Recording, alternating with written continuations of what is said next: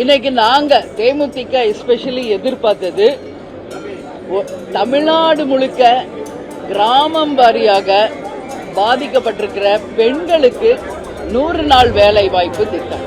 அதுதான் very very very important. அந்த 100 நாள் வேலை வாய்ப்பு திட்டத்திற்கு எந்த அறிவிப்பும் இல்லை.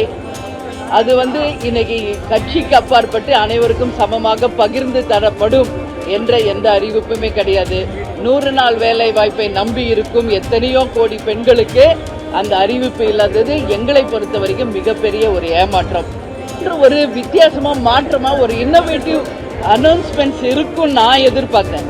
தேமுதிக எதிர்பார்த்துச்சு. பட் அது மாதிரி எல்லாம் எதுவுமே இல்லைங்க.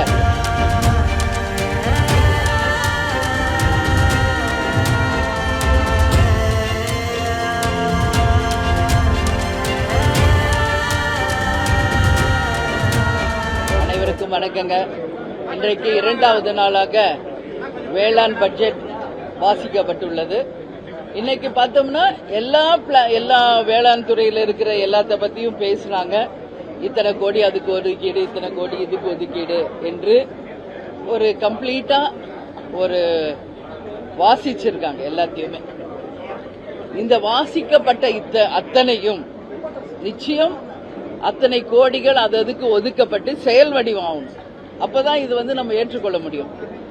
இன்னைக்கு நாங்க தேமுதிக எஸ்பெஷலி எதிர்பார்த்தது தமிழ்நாடு முழுக்க கிராமம் வாரியாக பாதிக்கப்பட்டிருக்கிற பெண்களுக்கு 100 நாள் வேலை வாய்ப்பு திட்டம். அதுதான் வெரி வெரி வெரி இம்பார்ட்டன்ட். அந்த 100 நாள் வேலை வாய்ப்பு திட்டத்திற்கு எந்த அறிவிப்பும் இல்லை. அது இன்னைக்கு கட்சிக்கு அப்பாற்பட்டு அனைவருக்கும் சமமாக பகிர்ந்து தரப்படும் என்ற எந்த அறிவிப்புமே கிடையாது. 100 நாள் வேலை வாய்ப்பை நம்பி இருக்கும் எத்தனையோ கோடி பெண்களுக்கு அந்த அறிவிப்பு இல்லாதது எங்களை பொறுத்த வரைக்கும் மிகப்பெரிய ஒரு ஏமாற்றம். அதுக்கு அடுத்தது நம்ம பார்த்தோம்னா இன்னைக்கு நெல் கதிர்கள் விளைஞ்சி தமிழ்நாடு முழுக்க இன்னைக்கு அத கிடங்குகள் இல்லாம திறந்த வெளியில மூட்டை கணக்கில் அறிக்கை வைக்கப்பட்டிருக்கு. இதுக்கு நான் பலமுறை அறிக்கை கொடுத்திருக்கேன். பட் அதுக்கான கிடங்குகளுக்கோ அதை பத்திரப்படுத்துறதுக்கான அறிவிப்பு எதுவுமே இல்லை. எல்லா இடத்துலயும் திறந்த வெளி நெல் கிடங்குகள் இன்னைக்கு பயிர் பண்ணி அதை கொண்டு வச்சு அது மழையில நனைஞ்சு முளை விட்டு அது நாசமாகுகின்ற நிலைமை தமிழ்நாடு முழுக்க இருக்கு. இதற்கான அறிவிப்பு இல்லாததை தேமுதிக கடுமையாக நாங்க கண்டிக்கிறோம். அது மட்டும் கிடையாது. இன்னைக்கு தமிழ்நாடு நம்ம எடுத்துக்கிட்டாலே நெல்லு, கரும்பு, வாழை, தென்னை இது போன்ற பல்வேறு விதமான பயிர்கள் அதுக்கு எல்லாமே மிகப்பெரிய அளவில் ஊக்கப்படுத்துவதற்கோ இன்னும் அந்த விளைச்சல்களை அதிகப்படுத்துவதற்கோ நம்மளுடைய விவசாயிகளை அடுத்த கட்டத்திற்கு கொண்டு சென்று பயிரிடுவதற்கோ எதுவும் அறிவிக்கப்படவில்லை. அது மட்டும் இல்லைங்க. இன்னைக்கு நம்ம தமிழ்நாடு முழுக்க நாங்க டிராவல் பண்றோம், நீங்களும் பண்றீங்க. எங்க பார்த்தாலும் கருவேல மரம் தான் இருக்குது. அதனால யாருக்கு என்ன பலன்? ஒரு அரசாங்கம் என்பது கருவேல மரங்களும் இன்னைக்கு புறம்போக்கு நிலங்களும் வீணாக இருக்கின்ற லட்சக்கணக்கான ஏக்கர் நிலங்களை சீர்படுத்தி யாருக்கெல்லாம் நிலையிலையோ அவங்களுக்கு தமிழ்நாடு கவர்மெண்ட் மூலம் குத்தகைக்கு விட்டு அதை விளைநிலங்களாக மாற்றி அதுல ஒரு வாழ்வாதாரத்தை உருவாக்கலாம். இது போன்ற ஒரு வித்தியாசமா மாற்றமா ஒரு இன்னோவேட்டிவ் அனௌன்ஸ்மெண்ட்ஸ் இருக்கும் நான் எதிர்பார்த்தேன்.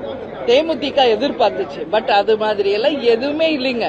நேற்று அறிவிக்கப்பட்ட பட்ஜெட் ஆகட்டும், இன்னைக்கு அறிவிக்கப்பட்ட வேளாண் பட்ஜெட் ஆகட்டும், பல ஆண்டுகளாக அறிவிக்கப்பட்ட அந்த திட்டங்களுக்கு பெயர் மாற்றம் செய்து ஜஸ்ட் அதே திட்டங்கள் தான் பெயர் மற்றும் மாற்றப்பட்டு அதற்கு திருப்பி ஒரு திட்டமாக அறிவிச்சிருக்காங்களே ஒழிய மாற்றத்தை கொண்டு வருவோம் என்று சொன்ன இந்த ஆட்சி எந்த மாற்றமான ஒரு அனௌன்ஸ்மெண்ட்டும் இல்லை. இன்னைக்கு நம்ம வெளிநாடுகளுக்கெல்லாம் நம்ம போறோம். எங்க போனாலும் இந்தியால தயாரிக்கின்ற உணவுப் பொருட்கள், அதாவது விளைநிலங்களில் உருவாகின்ற அந்த விளை பொருட்களை யாரும் வாங்குறது இல்ல வெளிநாட்டுல.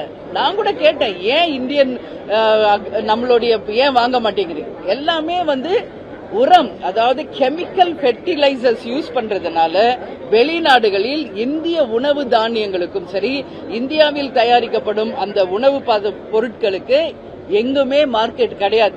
அதனாலேயே எங்கேயுமே வாங்க மாட்டேங்கிறாங்க. ஒரு இயற்கை உரத்தை நம்ம ஊக்கப்படுத்தணும். கெமிக்கல் ஃபெர்டிலைசர்ஸ் இல்லாத ஆரோக்கியமான ஒரு உணவு முறையை நாம கொண்டு வரணும். அப்போ வெளிநாடுகளுக்கு அதை எக்ஸ்போர்ட் பண்ணும்போது நம்ம விவசாயிகளின் வாழ்வாதாரமும் உயரும், அவங்க வாழ்க்கைக்கு வேண்டிய வருமானமும் வரும். இன்னைக்கு விவசாயிகள் ஏன் கஷ்டப்படுறாங்க? அவங்க கஷ்டப்பட்டு உருவாக்குற அந்த பயிருக்கு உரிய விலையே கிடைக்கலையா அவங்களுக்கு? அதனாலதான் இன்னைக்கு கடனாளிகளாக தற்கொலை செய்து கொண்டு தங்கள் உயிர்களை மாற்றிக்கொள்ள இருக்கு. அந்த அளவு இன்னைக்கு விவசாயிகள் இருக்காங்க. இதையெல்லாம் மாற்றி ஒரு இன்னோவேட்டிவா ஒரு அடுத்த கட்டத்துக்கு நம்ம விவசாயத்தை கொண்டு செல்வதற்கு எந்த அறிவிப்புமே இல்லை. நம்ம இந்தியா எப்பவுமே சரி, அதுவும் தமிழ்நாடு எஸ்பெஷலி விவசாயம் சார்ந்த பூமி. நம்மளுடைய பேக் போனே நம்மளோட அக்ரிகல்ச்சர் சிஸ்டம் தான். ஆனா அந்த அக்ரிகல்ச்சர் இன்னைக்கு ஸ்லோவா குறைந்து கொண்டே போகுது. எல்லா இடமும் விளை நிலங்கள் பிளாட் போட்டு வித்துக்கிட்டு இருக்காங்க. அது மட்டும் இல்லாம உரிய விலை கிடைக்கிறது கிடையாது. எங்கு பார்த்தாலும் பயிர் நாசனம் ஆகும்போது அதுக்கான பயிர் கடன்கள் தள்ளுபடி இல்லை என்று பல்வேறு பிரச்சனைகள் இன்னைக்கு மாட்டியிருக்காங்க. இன்னைக்கு காவேரி தண்ணி இப்பதான் வருது, இது கடைமடை வரைக்கும் போகணும். சம்பா சாகுபடி முடிஞ்சு குறுவையும் ஆரம்பிச்சாச்சு, இன்னும் பயிர் பண்ண முடியல. அப்போ அதை நம்பி வாழும் விவசாயிகளுக்கு வேற என்ன ஆதாரம் என்பது ஒரு கேள்விக்குறி இருக்கு. அது மாதிரி இது மாதிரி பல்வேறு விஷயங்கள் இன்னைக்கு அறிவிக்கப்படல. ஏற்கனவே அறிவிச்ச திட்டங்களை அறிவிக்கக்கூடிய ஒரு நிலைமை தான் இருக்கு. அது மட்டும் இல்லாம இன்னைக்கு நம்ம பார்த்தோம்னா இண்டஸ்ட்ரீஸ், நான் நேத்தே சொன்ன மாதிரி வேலை வாய்ப்புக்கானது இன்னைக்கு வேளாண், அதாவது நம்மளுடைய அக்ரிகல்ச்சர் சார்ந்த இண்டஸ்ட்ரீஸுக்கு நிறைய கொண்டு வருவாங்க, அறிவிப்பாங்கன்னு நினைச்சேன். கோஆபரேட்டிவ் சுகர் ஃபேக்டரி மட்டும் சொல்றாங்க. இன்னைக்கு தமிழ்நாடு முழுக்க சிக் யூனிட்ஸ் எத்தனை இருக்குன்னு நம்ம லிஸ்ட் எடுப்போம்.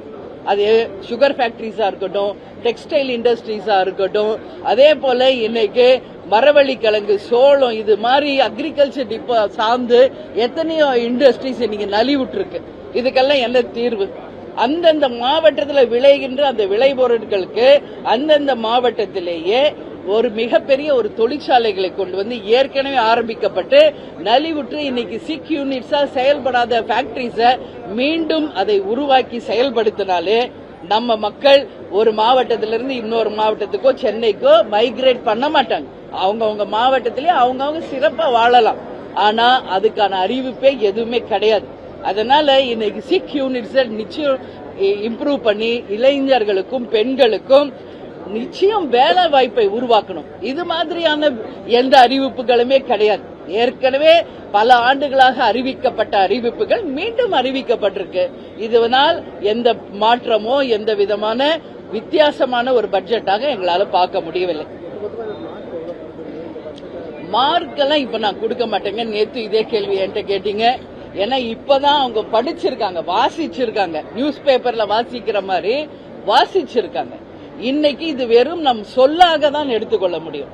இது என்றைக்கு செயலாக்கம் பெற்று ஒதுக்கப்பட்ட கோடிகள் மக்களை போய் சேர்ந்து அதனால் எப்ப மக்கள் பெனிஃபிட் ஆறாங்களோ அன்னைக்கு நீங்க கேளுங்க, இந்த ஆட்சிக்கு எவ்வளவு மார்க் நம்ம தரலான்னு அன்னைக்கு நான் சொல்றேன். இன்றைக்கு எந்த மார்க்கும் நம்ம சொல்ல முடியாது.